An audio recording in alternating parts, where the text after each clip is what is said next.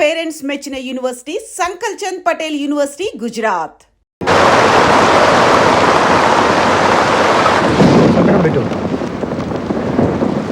నువ్వు ఆవేశం వల్ల నేరం చేసి జైలుకి వచ్చావు. ఈ విషయం మీ ఊరంతా తెలిస్తే మీ వాళ్ళు పరువుగా బతకగలరా?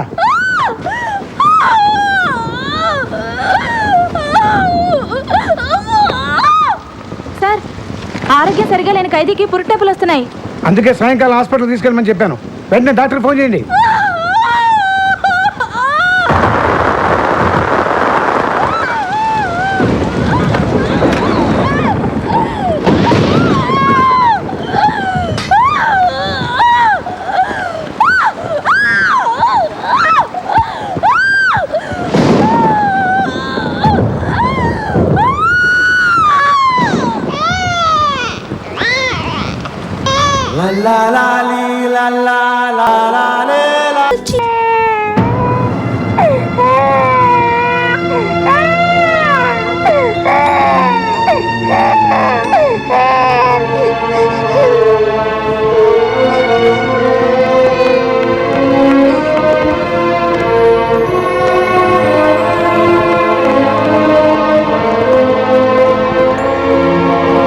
గజపతి గారు, ఆ బిడ్డను వారికి ఇవ్వండి.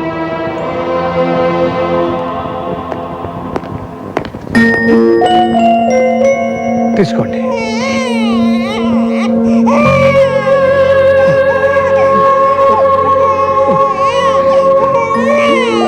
సార్, ఈ బాబు నేనే పెంచుకుంటాను. మీ ఇష్టం.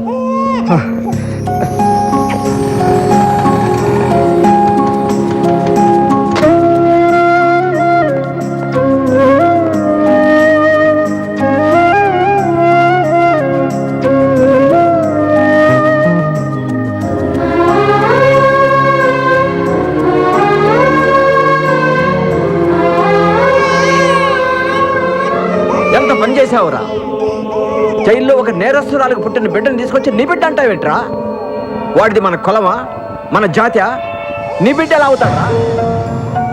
నా మాట విను, ఆ రక్తంలోనే నేరం ఉంది. ఆ రక్తానికి ఆప్యాయతలు అనుబంధాలు తెలియవు. అదే మాట నాన్న. శ్రీకృష్ణుడు కూడా జైల్లోనే పుట్టాడు కదా. జైల్లో పుట్టిన వాళ్ళంతా కృష్ణులు కారు, అడవికి వెళ్ళిన వాళ్ళంతా రాముడు కారు. ఎవరికో పుట్టిన వాడిని తీసుకొచ్చి పెంచుకోవాల్సిన కర్మ మనకేమిట్రా? ఎవరికి పుట్టాడో తెలియకపోయినా ప్రతి మనిషిని దేవుడు ఎందుకో అందుకు పుట్టించే ఉంటాడు. వీడిని ఎందుకు పుట్టించాడో, ఇక్కడికి ఎందుకు పంపించాడో ఏమ్మా, వాడికి నువ్వనే చెప్పకూడదు? ఎవరో చేసిన తప్పుకి పాపం ఈ బిడ్డేం చేస్తాడు మావయ్య?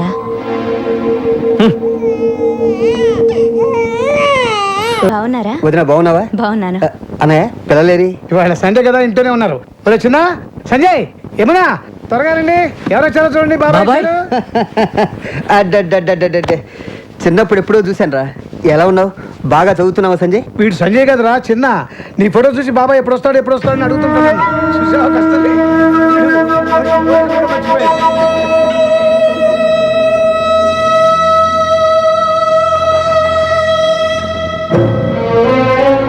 ఎలా ఉన్నావు?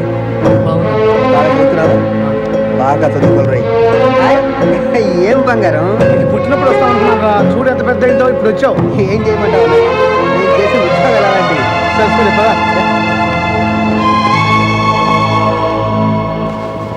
నాన్న, ఇది నీకు. వాడిని చూసావట్రా? చూశాను.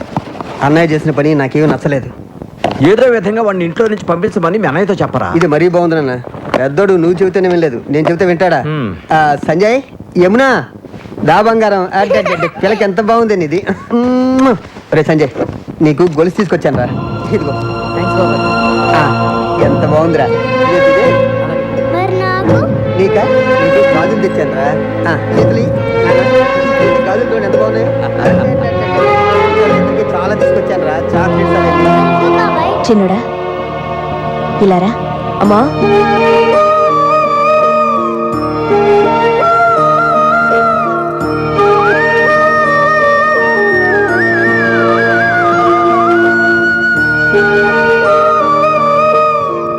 అమ్మా, ఇది నాకేనా అమ్మా? నీకేరా.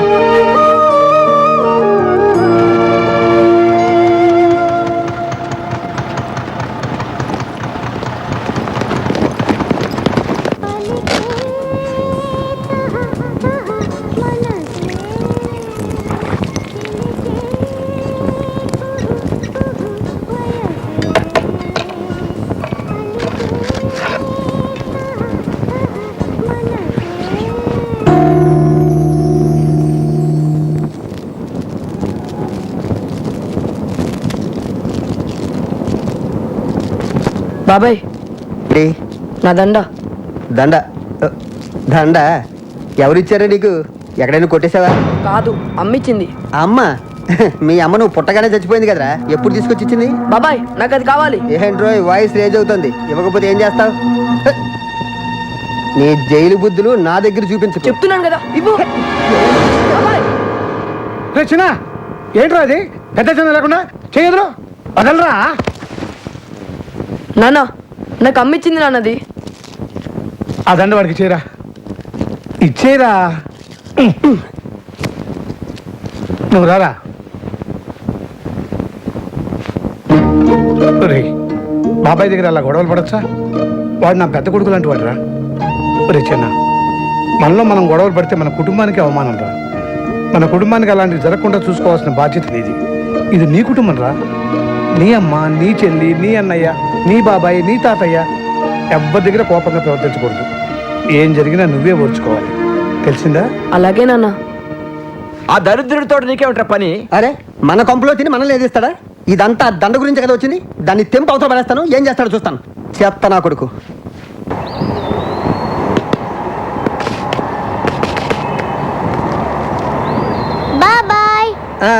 నువ్వు వాడుకోమ్మా. ఏమన్నా రెడీ? Catch miss. ఎరా డ్యూటీ అయిపోయిందా? ఇవాళ పెందలాడు అయిపోయింది నాన్న. ఆహా. ఇది కూడా ఆడుతుంది. ఇది పెద్ద క్రికెటర్ అయిపోయేటట్టు. Lady cricketer.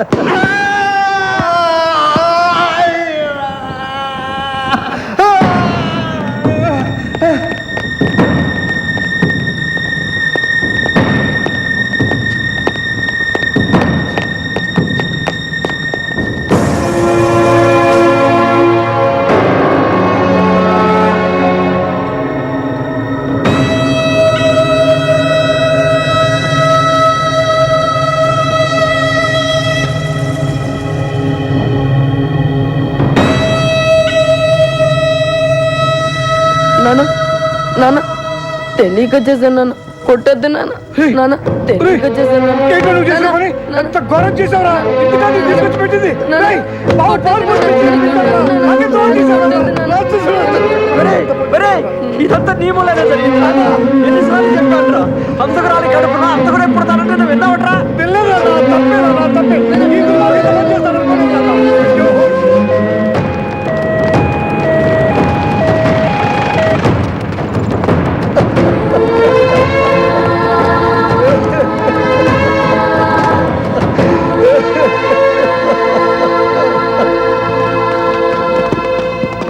నువ్వు తిను. వద్దు పర్వాలేదు, తిను. ఇదిగో తిను. నా పేరు శ్రీను, నీ పేరు? చిన్న. ఏయ్ నువ్వు అనాథవా? నీకు ఎవరు లేరా? నేను అనాథని కాదు, నాకు కూడా అమ్మ, నాన్న, అన్నయ్య, చెల్లి అందరూ ఉన్నారు. అబద్ధం చెప్పకరా, వాళ్ళని చూడడానికి ఒకరోజు కూడా రాలేదు. ఇందా లడ్డు తిను. తినరా, తిను. దా, దా, దా. తిను. తినరా.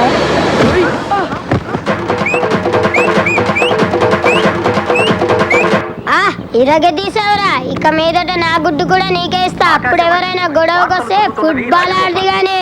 ఈ రోజు గుంటూరులో జరిగిన రైతు సదస్సులో రాష్ట్ర ముఖ్యమంత్రి ఎన్టీ రామారావు మాట్లాడుతూ తెలుగువాడి రాష్ట్ర ముఖ్యమంత్రి డాక్టర్ వైఎస్ రాజశేఖర్ రెడ్డి మాట్లాడుతూ ఎన్ని కష్ట నష్టాలు ఎదురైనా అనుకున్న గడువులోగా తలపెట్టిన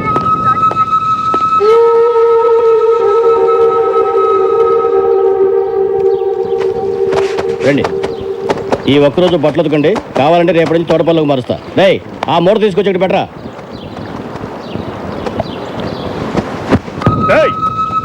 అక్కడ పడేసి వెళ్తా వెంటిపే ఉతికెళ్ళో. నాకు లోన పనుంది, ఇది మీ పని. ఏంట్రా ఎప్పుడు చెప్పకుండానే పనిచేసేవాడివి, ఇప్పుడేంట్రా ఎదురు మాట్లాడుతున్నావు? 4 రోజులు జైలు నుంచి బయటికి వెళ్ళగానే ఒళ్ళు బలిసిందిరా నీకు. నా ఒంటి మీద చేపడిందా చిన్నాకి చెప్తా. ఏంట్రా చిన్న చిన్న అని భయపెడుతున్నావు? ఎవడ్రా చిన్న? అని కొట్టద్దా అన్న, చిన్న ఎవరు నేను చెప్తున్నా. నువ్వు పోరా, మీరు కూర్చోండి. పోండి బే, పోండి, కూర్చోండి, కూర్చోండి, మీరు కూర్చోండి. అన్న నేను వైజాగ్ జైల్లో ఉన్నప్పుడన్నా ఒకరోజు రాత్రి హ్యాపీగా డ్రీమ్స్లో ఉన్నానన్న. అప్పుడు మీలాగే 4 రౌడీలు నన్ను లాక్కుంటూ వెళ్ళి కిచెన్లో వాళ్ళ పనులు నన్ను చేయమన్నారన్న. నేను చెయ్యను పో అన్న. అంతే అన్న, అటు రెండు ఇటు రెండు కొట్టి ఇచ్చారన్నా. ఆ విషయం మా చిన్నాకు తెలిసిపోయిందన్న. ఆ నలుగురు నన్ను కుమ్మేస్తుంటే అతి భయంకరమైన శబ్దంతో డమాల్మని తలుపులు తెరుచుకున్నాయన్న. చిన్న లోపలికి వచ్చా. చీకట్లో అతని మొహం కనబడట్లేదు.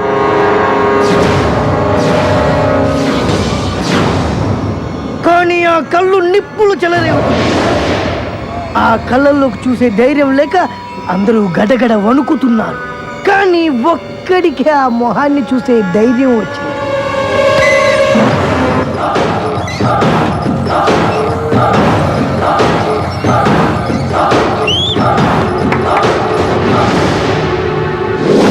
ఉగ్ర రూపం లాంటి ఆ మొహం, వేటకు పంజా విసిరబోయే పులి లాంటి ఆ చెయ్యి చూస్తేనే ఆ నలుగురికి సగం ప్రాణం పోయింది. ఒకడు మండుతున్న కట్టె తీశాడు, ఒకడు ఇనుప గెట్ట తీశాడు, ఒకడు కట్టె తీశాడు, ఒకడు రుబ్బులో రాయి తీశాడు. చిన్న దగ్గర ఏ ఆయుధం లేదు. వాళ్ళు కొట్టడానికి దగ్గరికి వస్తున్నారు. అంతే, ఒకే ఒక్క గిఫ్ట్.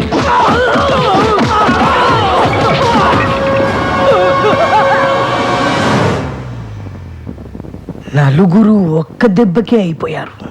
ఆ నలుగురు జీవితాంతం ఈ దెబ్బలు మర్చిపోలేదు. అన్నా, అప్పుడప్పుడు జైలుకి వచ్చిపోతున్న వాళ్ళకే అంతుందంటే బయటకంటే జైల్లోనే ఎక్కువ కాలం గడిపిన మా చిన్నాకి ఎంత ఉండాలన్నా?